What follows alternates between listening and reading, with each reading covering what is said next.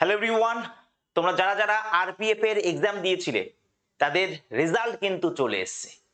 আমরা তোমাদের সব সময়ই বলি, যখন তুমি প্রস্তুতি নেবে, যখন তুমি স্ট্রাগল করবে, তখন তোমার পরিশ্রমের ভ্যালু কেউ দেবে না, শুধু চার দেওয়াল আর দেওয়াল ঘড়ি কিন্তু সাক্ষী থাকবে। কিন্তু সমাজ তোমাকে সেদিনই দাম দেবে যেদিন রেজাল্ট আসবে, পিডিএফ বেরোবে। তো আজকে কিন্তু তোমার আরপিএফ এর তরফ থেকে রেজাল্ট আউট হয়ে গেছে অফিসিয়াল, ঠিক আছে? কিরকম কাট অফ গেল, কিভাবে ক্যালকুলেট হয়েছে, কতজনকে শর্টলিস্ট করা হয়েছে তোমার সেকেন্ড স্টেপের জন্য, সবকিছু এই ভিডিওর মাধ্যমে। তার আগে চ্যানেলটাকে অবশ্যই সাবস্ক্রাইব করো। আজকের রাতের দিকে 9:30টার দিকে কিন্তু লক্ষ্মীকান্ত স্যারের যে বইটা আছে ইন্ডিয়ান পলিটির ওপর, তার কিন্তু সার সংক্ষেপ আমি এখানে করাচ্ছি। অবশ্যই চ্যানেলটাকে সাবস্ক্রাইব কিন্তু করতে হবে, ঠিক আছে? আর যারা যারা তোমার সিলেকশন পেলে, ঠিক আছে, বা যাদের যাদের আর কি কাট অফ ক্লিয়ার হলো, তারা সেকেন্ড স্টেপের জন্য খুব ভালো করে প্রস্তুতি নাও। ততদিন পর্যন্ত দুর্বল হলে হবে না যতদিন না পর্যন্ত ফাইনাল সিলেকশন হচ্ছে, ঠিক আছে?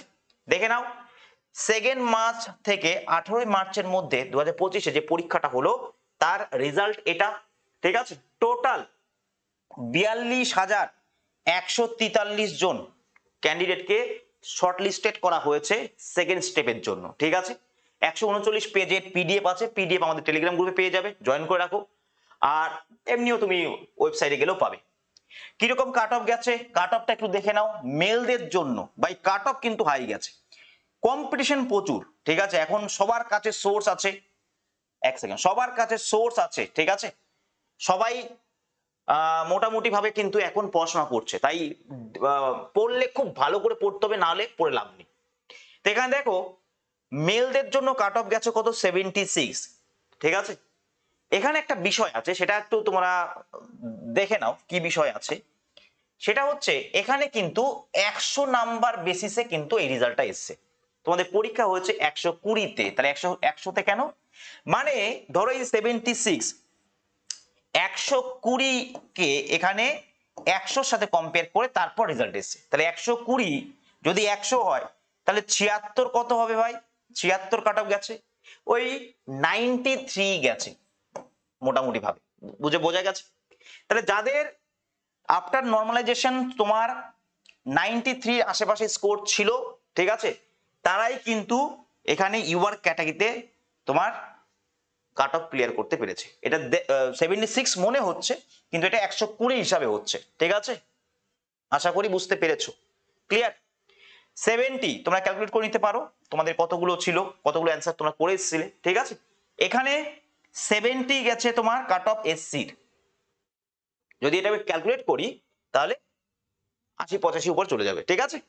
আচ্ছা, এসটি কত, 65 গেছে, ওবিসির 74 গেছে, ঠিক আছে? আর ইডব্লিউএস এর গেছে 71। তোমরা বুঝতে পারছো কাট অফ কিন্তু খুব হাই গেছে। আর অবশ্যই এখন শুধু এই পরীক্ষাটা বলে না, যে কোনো পরীক্ষায় কাট অফ হাই যাবেই, কারণ মানুষের কাছে চাকরি নেই, সবাই দিন রাত পড়াশোনা করছে। যারা অবহেলা করছে তারা এমনিও চাকরি পাবে না, ঠিক আছে?